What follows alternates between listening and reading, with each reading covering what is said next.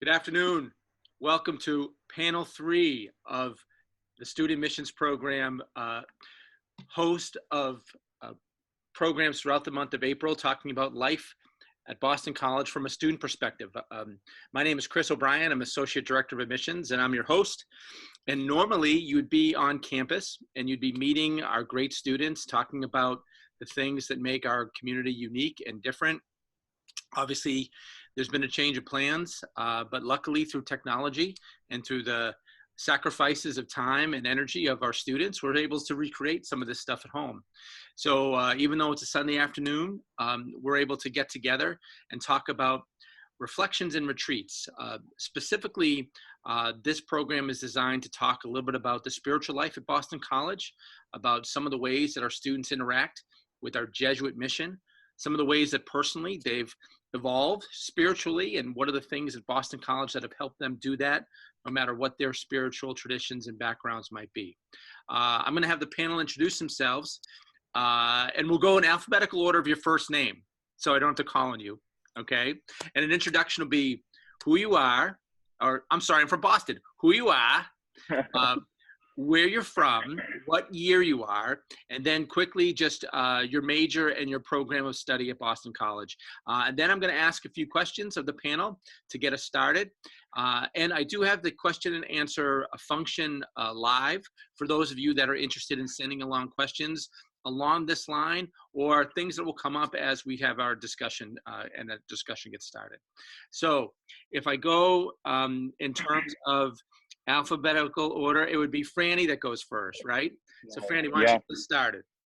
Okay. Hi, everyone. My name is Franny Hess. I am talking to you from Ivyland, Pennsylvania.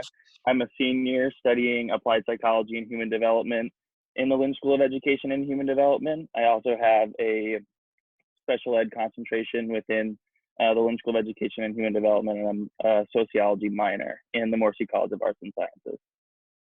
Well done. Excellent. Grace, you'd be next. Hi, everybody. My name is Grace Carlson. I am a sophomore studying finance and information systems in the Carroll School of Management, and I'm also pursuing a minor in theology from the Morrissey College of Arts and Sciences. I'm calling from a very rainy California today.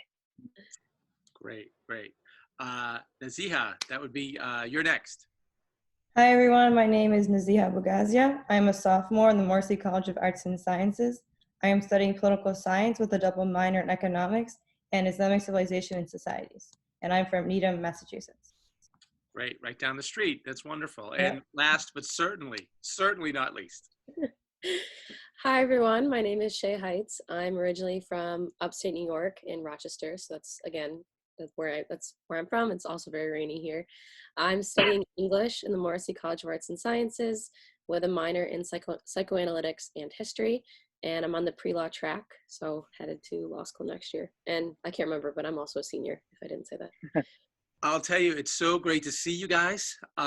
We miss you back at Boston College, the energy and the spirit that you guys have. So this discussion is great for me, selfishly. I know it's great for all of the viewers that are admitted students looking at Boston College, but again, I miss you guys, and it's so great to have a conversation about some of the really important parts of life at Boston College. So I think a good place to start might be if a couple of you can talk about how much you knew about the fact that the school was Jesuit, Catholic, in your admissions process. Was this something that you were really looking for? Was it a coincidence that the school seemed to have a lot of things you were looking for, and oh, by the way, it was what it was? So can you talk a little bit about when you were in the shoes of a lot of our viewers today, where the fact that it had a religious mission, a Jesuit mission, was in your decision-making process? Yeah, I can start. Go ahead, Franny. So it's funny, the reason why I came to Boston College and the reason why I applied to Boston College is very different. I applied because my mom told me to apply, and yeah, and she was the one who kind of knew what Boston College was all about before even I did. And one of the big things was the Catholic Jesuit identity. I'd gone to Catholic school my entire life. I'm going up to Boston College, and I know that it meant a lot to me. She knew that it meant a lot to me.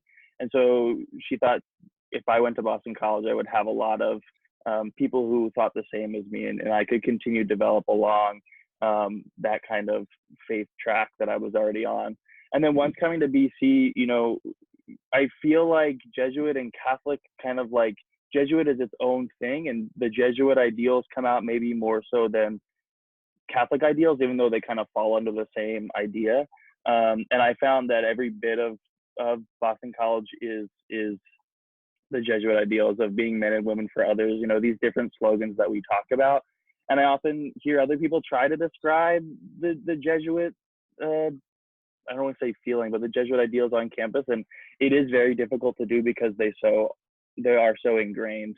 And, you know, our panel is all about retreats and reflection. And I think that's where you find it most. Whether you're going on a retreat or you're in a classroom setting, you're constantly being asked to reflect upon what you're learning and what you're experiencing. And so it makes you better. It makes you more prepared to go out and then serve others in the world too. And I've loved that part of Boston College so much. And I think regardless of what faith background you are, you're going to find that those Jesuit ideals will affect you in the same way, but also different at the same time because everybody's a different person. Great. If someone else can kind of take us back to their decision-making process, their college search, and where, if at all, the Jesuit nature of Boston College fit in. For me, I know the admissions counselors like hate when I say this. I actually had no idea that BC was Jesuit. I had like a weird college process of like searching and also discerning for schools. So I had like no idea what a Jesuit was. I went to public school my whole life. It wasn't really something that I was actively looking for. And then once I found out, I was raised Catholic, so I wasn't like totally averse to the idea of being at a Catholic school. But then once I got there, I was like, you know, do I have to go to mass every day? Like, I don't really know what this means. But I felt like right when I got on campus, they introduced it just as kind of as Franny explained it, like kind of as this feeling of like service and connection and love.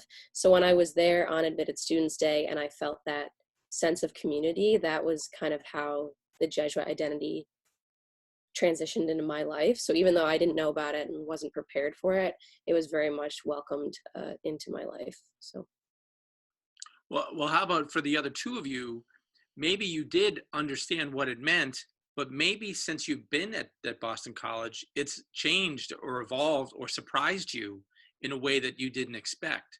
So if the other two of you can talk a little bit about, yeah, maybe you did have very appropriate expectations of what the school is going to be, but now after it's been a while, maybe you're very surprised about the impact it has on the campus, the community, the impact it may have had on your academics, the total impact. Absolutely. I think that's pretty similar to my experience in that I went to a Catholic high school. It was non-Jesuit. It was Sisters of St. Joseph. So I knew that I wanted Catholic teaching in my college. I wasn't sure exactly what that meant. So when I applied to Jesuit colleges, I didn't really fully understand what that meant, though I had heard of it before. So coming on the campus, even when I was kind of going through the admissions process, I still wasn't exactly sure what that would mean as a student at Boston College. But I think in my 2 years here so far, I've really seen how it impacts the student body.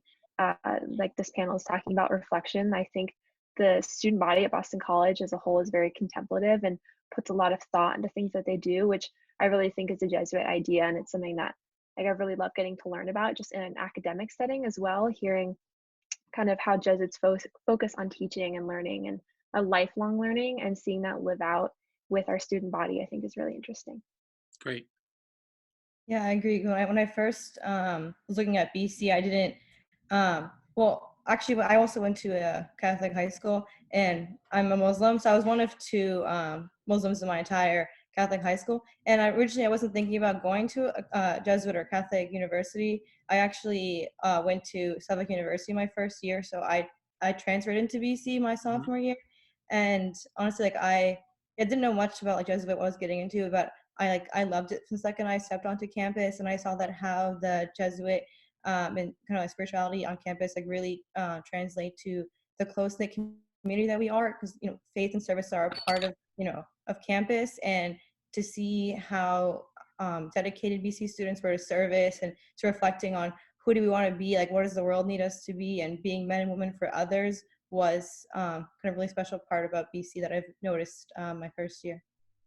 A lot of people ask me when I travel around and talk about our Jesuit heritage or the Jesuit mission, they talk about how it manifests itself in the classroom. So maybe you've had classes, maybe you've seen in the classroom, in the academic world, how the Jesuit mission plays out. Have any of you had courses, maybe a teacher who was a Jesuit, both maybe? But have you had examples in your career where you've seen how it plays a role academically, the Jesuit nature of the university? Yeah, so taking a step back a little bit, part of the core requirement is that you do fulfill one, I guess it's 6 credits in philosophy and 6 credits in theology. I actually took a dual course called Pulse, so it fulfilled my philosophy and theology core, but I also had 10 to 12 hours of service every week, and it was taught by Father Himes, and he's actually not a Jesuit, but he very much facilitated that Jesuit ideals of service and reflection. So not only would we have our class time and our service, we would meet for 1 hour a week as a class and just talk about how we were feeling about the readings or how we felt about service. And the whole semester, he kept asking us these 4 big questions of what is the good life, what is justice, what is a good society? And it really brings back to these other 3 big questions of like, what do I love to do? What does the world need me to do? And what am I good at? So I feel like within the classroom, yes, of course, they're teaching you to grow academically, but within that, they really foster this sense of bringing goodness into the world as well. You're not just doing a job to fulfill a job, but you are either helping others or really like widening your strengths and basically bringing to the table what needs to be brought of you. So I feel like that class specifically helped me see that. Right. Anybody else? I took a class specifically for the applied psych major, though they do offer courses like this for other majors in the other schools too. It was called the Applied Psychology Practicum course, living or pathways to living a purposeful and meaningful life. And so it was all about taking what we've kind of learned in the other applied psych courses about ourselves and about other people, and how are we going to channel that into the work that we do once we leave Boston College. And so a lot of the work, well, first, the professor, her name is Professor Belle Liang. She's a counseling psychologist. She works at BC. She does a lot of research on youth purpose and motivation and just, you know, kind of what the class embodies of focusing on yourself so that you can go out into the world and be better. So a lot of what we did was focus on our core values and character strengths and really reflect upon why we are kind of drawn towards a certain career path that we were and how were we going to make the most of it. And kind of what Shea said, realizing that we're not just going out into the world to fill a job or do a job, but really fulfill a calling that we might have personally. And so now, you know, I took that last spring of my junior year. Now this spring, I'm actually a TA for that class. And so I'm on the other side of it. And I actually get to run little small groups within the class and actually facilitate that reflection. And even through that facilitation of reflection for the other students in the class, really figuring out what they're called to do once they leave BC, I've been able to further reflect upon what I'm doing too. And really seeing that, wow, I really do love to even be on the other side and lead reflection and lead people towards what they're most called to do too. And so it's really cool piece of, you know, I think that's really what the Jesuits are about, really a lot of introspection, really reflecting upon what you're learning and what you're doing. So again, you can go out into the world and have a better, you know, a firmer stance on the ground so that you can sit and be with others through what they're going through also. Now that's a good example that you know, junior, very specific Lynch School of Education class. A more general example is Pulse, which is a class that's been a part of Boston College's culture for 50 years and is really a great example of a service learning opportunity. Shea, if you could just go a little bit more detail about like, what's an example of something you read and how that played itself out in a service placement, because it is time that you have in the classroom and time that you have in a service placement. So give us an example of maybe an author, a book that you covered, and how the professor connected that to some of the service that you were doing, just so people can get a little bit of an insider look at what Pulse is really like? Yeah, so we started off the year reading a lot of traditional philosophical texts like Plato or Aristotle, St. Augustine, and and moving into like theological texts, and a lot of them are rooted in similar themes. So we had those like traditional texts that are standard to I think a lot of philosophy and theology courses at BC, but then Professor Himes would bring in New York Times articles that were written within like the last year or even the last couple weeks, just raising these bigger questions of, again, like, what is service? What does the world have to do? So it was cool to see that transition of like, there were these big themes of justice, happiness, like service, like rooted in those old texts, but they could very easily be translated into something as simple as like newspaper articles. And then I think the other thing to touch on briefly is that there's so many different service placements. So I was in an organization called 826 Boston. So I would go to a creative writing tutoring center, and I worked with students ages 5 to 18, which was really cool for me. I had done like a little bit of tutoring before, but I paired with this student and we got very close, and we have tried to stay connected, which I think is really cool. And then I have some friends that went and did work in addiction centers or like elderly service homes. So there really is like such an array of service work, even like within that program itself. Now, we talked about the Jesuit Catholic piece, and we do have to connect those two things. But we hope, and I would think that the Jesuit philosophy is one that hopes that it's inclusive. It is about people seeking understanding to their faith. It's about some of the principles of living a just life, living a good life. So have all of you seen that the philosophy that is supposed to be overriding in the community is inclusive? Do you see people of every faith on campus? Do you see that people that are asking questions about their faith are comfortable on campus? I would hope that there are times when in the classroom or through clubs or organizations, you've had the opportunity to see that there are people that are outside of a Catholic or a more the majority on campus can feel very comfortable and tuned in and included in the dialogue that happens on campus.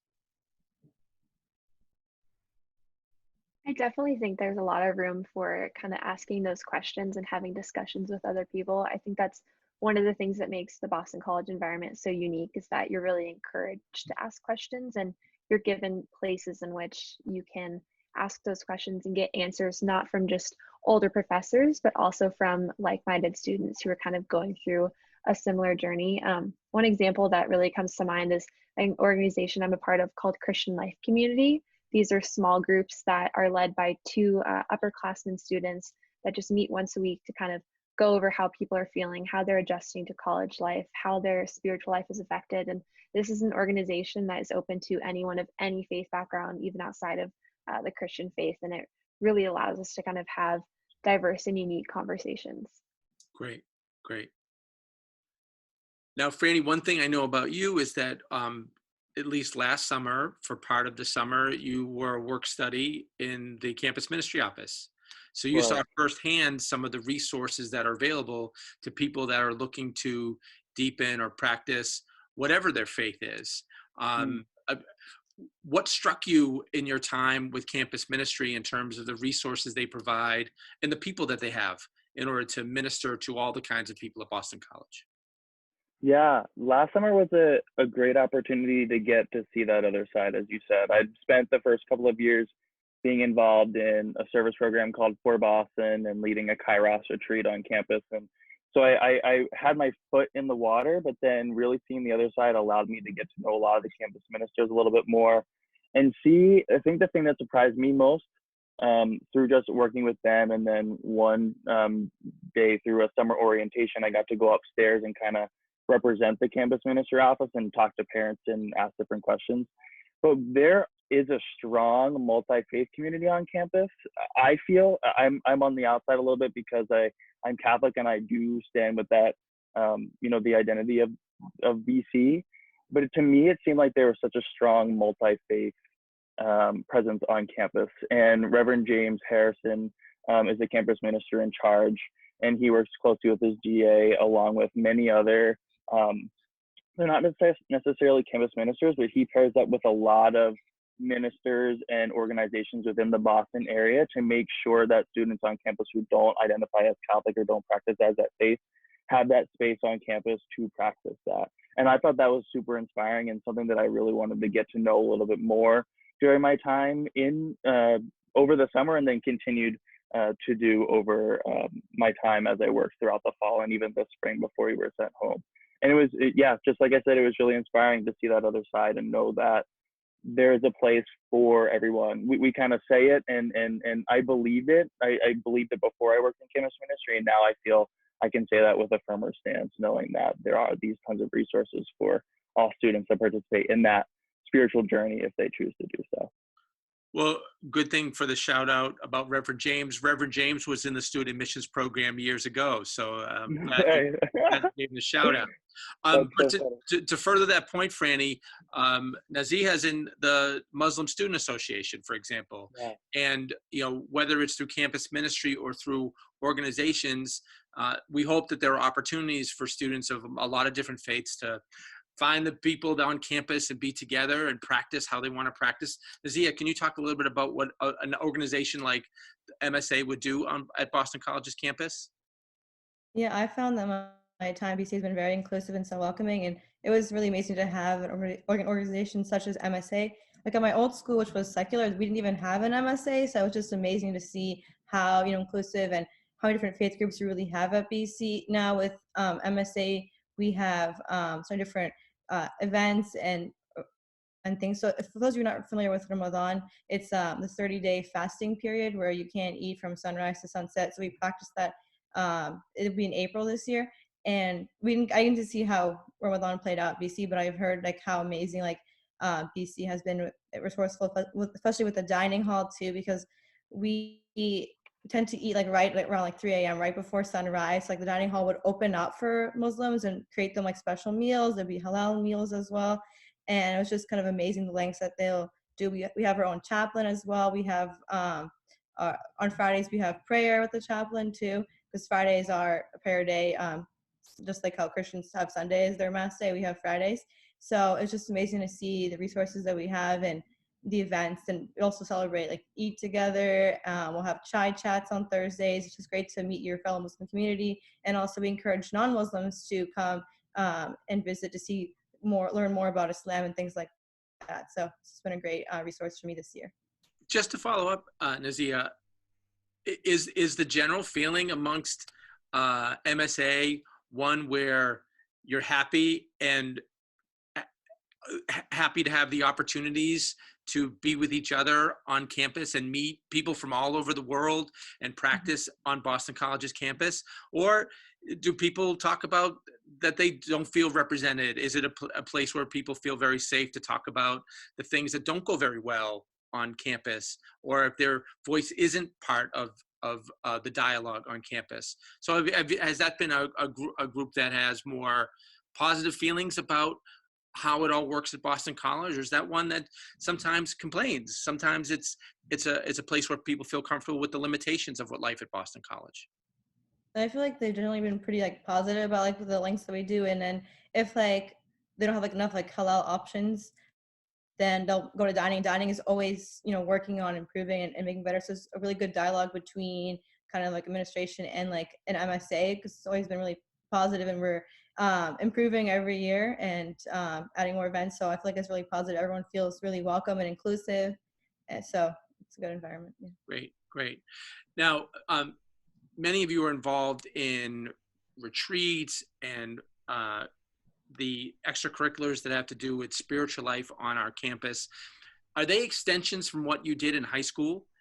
Did you do a lot of these kind of things in high school, or have you turned over a new leaf coming to Boston College because it has either more opportunities for you to do things about your spiritual life and connected to retreats and service? So I guess for some of you, it's probably a little bit of one, and some of you another, but a couple of questions are coming in about people that want to get involved in the Kairos retreat team or other retreat teams because it was some of the things that he did in high school. Was that your case, or was it more, there are so many opportunities here, this is now finally a way that I can practice some of these things that are so important to me? Yeah, I think since I went to a public school, I had never been on a retreat. I had never heard about a retreat. And Alex, I see your question. And well, it's so funny because I am involved in the Kairos program, which I'll talk about in a little bit, but I literally thought the Kairos retreat was like a trip to Egypt. I had no idea. That it was just like, it's like so embarrassing. There And are a lot of secrets. Yeah, right. and I was like, I found that out and I was like, oh my gosh, that's so embarrassing. But if you are involved in Kairos in high school, you can actually like email our Kairos office, like once you get to BC, to be involved in that program. But with that retreat specifically, you enter your name into a lottery, and then it's completely random who gets called for the retreats. So there are 6 retreat weekends every semester, 12 a year. We're actually the largest Kairos program in the entire country. So there are some people that put their name in the lottery beginning of freshman year, and then they don't get called until the end of their senior year.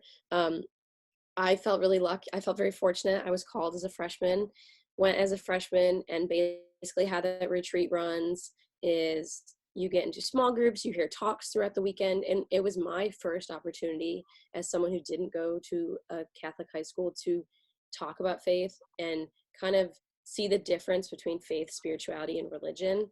And I think that a lot of us have this idea of God being this like all-controlling figure in the sky, and he kind of dictates the good things and the bad things. And Kairos was the first moment for me where I could be vulnerable and authentic with a group and see that my faith was a lot deeper than that. And then I actually had the very special opportunity to lead as a sophomore. So I was in charge of my own small group, and now as a senior, I'm a co-director. So we are kind of like in charge of the formation process for the leaders. And that has been really special. So I know that was a very long-winded response, but that's one of the specific retreat programs through campus ministry. It's like I'd say it's probably one of our largest ones. And then like, think, Shea, you came to be, as a senior in high school, if you heard that answer from you, I mean, would you just be shocked that you're now that person? yeah, it was so funny because I like was getting on the bus, and part of the suggestion of the retreat weekend is to leave your phone at home so you can be like, or leave your phone at school so you can be like fully present. And I was kind of like getting on the bus and I was like, what did I get myself into? And I think like even just like with the people on this panel, or if you talk to people at school, I'm like the biggest Kairos fan. Like I have this is like one of the posters from the retreats. It's my favorite part about BC. So I think I would probably look at you and be like, no, it happened, but it's been awesome.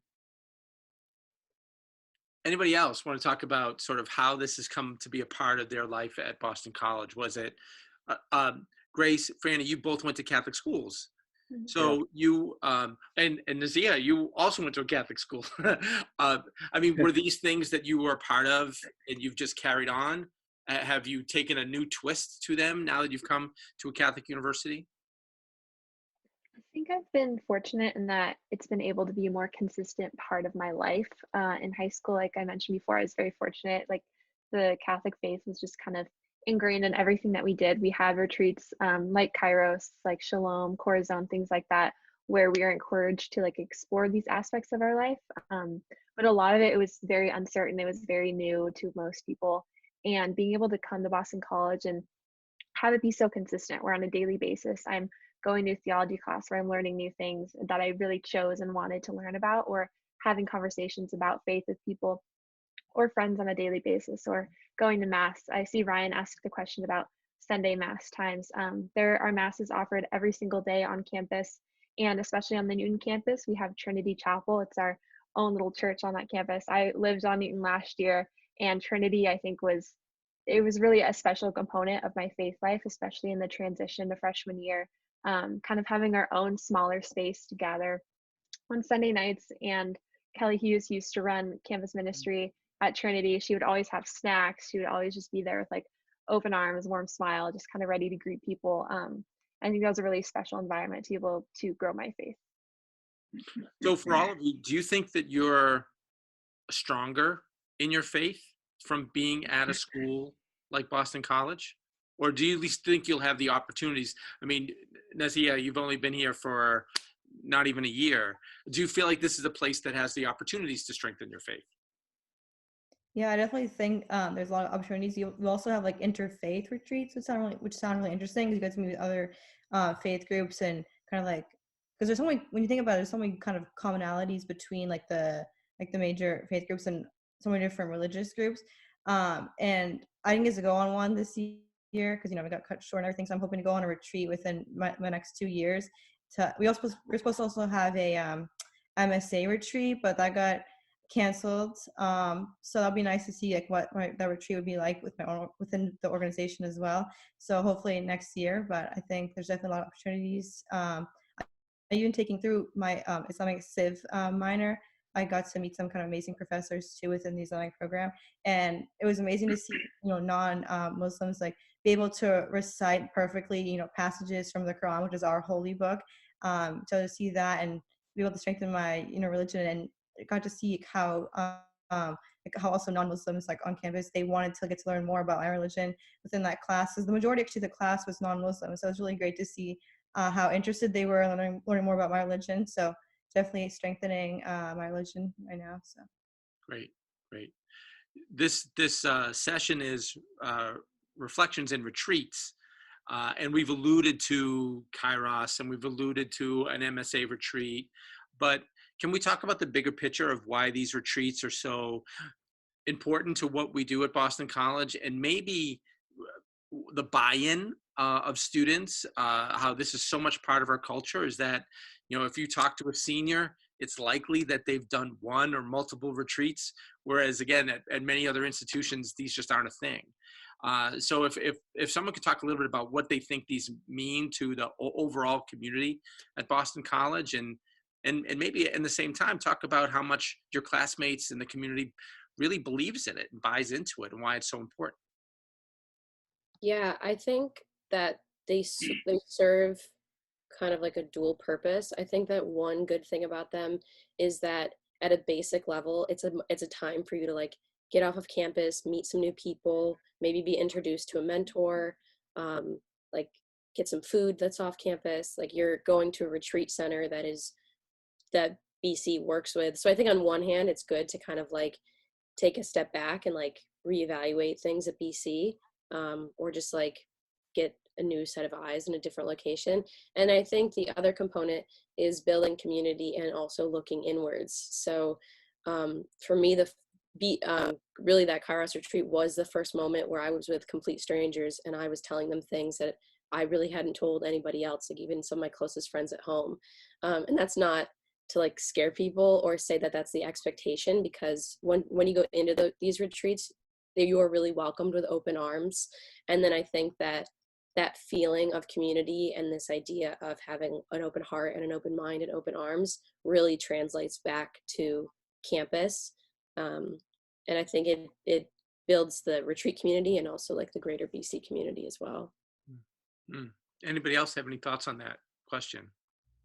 Yeah, I think of the word magis and like more, and I think retreats and reflections very much ground BC students. At least I felt this way, in that a lot of times academics can feel very like high up in an ivory tower, and so reflections and retreats bring you back down to earth and back down to that space and almost give you a context to talk about this stuff in. Shea talks a lot about retreats on campus. Something that is huge on campus also is the For Boston program, where kind of like Pulse students are going into the greater Boston area and serving. And then once a week, we're also reflecting on big themes of social justice, community, and spirituality. And so being in that same group for the last 4 years and then being able to lead it this last year, a lot of what people bring in and what they want to talk about and what they relate to our placement or the reflection for that week is what they're learning in class. And so if anything, it's just another space to, like I said, kind of contextualize what's going on and really think about your place in all of it too. I think BC is really rooted in social justice and really understanding your positionality in the world too. And really too recognizing that, you know, we're all college students kind of like going after the same thing, wanting to go out and graduate and make the world a better place. And so if anything, it just makes, you know, as Shea said again, a stronger community and more to more opportunity to figure out how this is all going to work out once we leave. Well, when you think of our community, it doesn't have Greek life. So Right. there's no fraternities, sororities that are connecting people. Yet, just, you know, half a year into college, you're vulnerable enough on a Kairos retreat, Shea, to talk about some of these things that are very personal to you. So the fact of there's this culture of retreats and allowing for that reflection, you know, it does allow people to make close relationships and friends, despite the fact that we don't have a structure that other institutions, big institutions, have for people to connect. Is that correct? Would you buy that? And does faith, does reflection, does service really fill the role of what Greek life would be at other places? Yeah, I For think sure. absolutely. I always use him as a comparison. My best friend from back home, he's in a fraternity, so I would have like no idea about Greek life without him.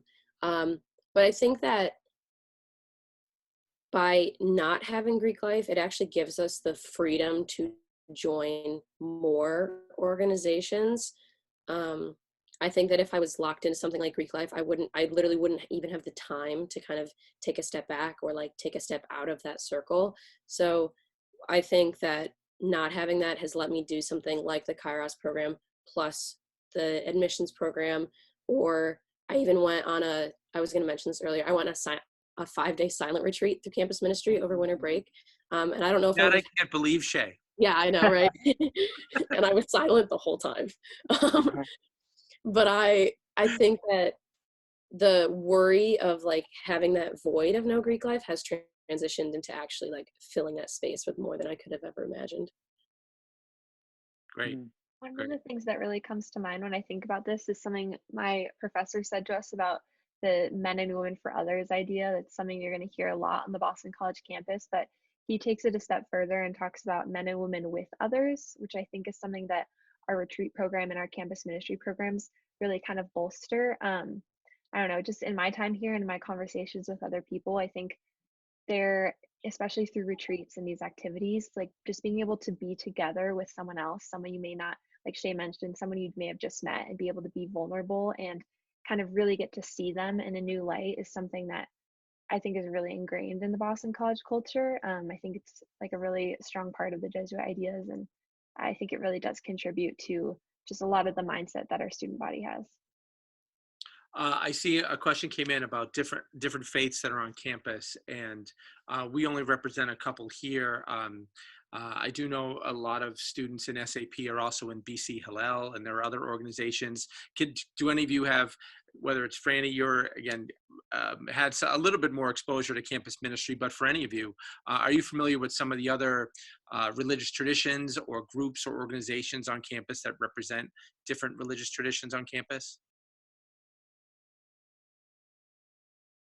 I think I'm most familiar with Hillel and knowing that one of my good friends and guys who live next door was a part of the club, and he would invite us to his weekly dinners with this club and just really get to know and understand his faith a little bit better. And I know some of my roommates were also Jewish. I don't think they necessarily decided to take full on part in their faith, and so much like someone who's Catholic or Christian, there are those opportunities on campus for you to be involved, whether you're Jewish or Christian or another faith. And then it's really up to you to decide whether or not you want to take that head on.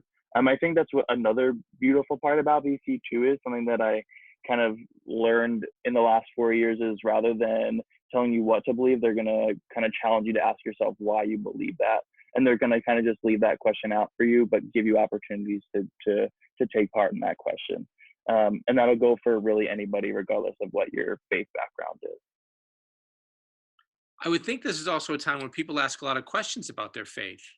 And maybe your friends and maybe you at some point, you know, didn't take part in services or had a hard time with the concept, because as you're learning other things in other classes, maybe these are hard to reconcile with some of the things that your faith has led you to believe.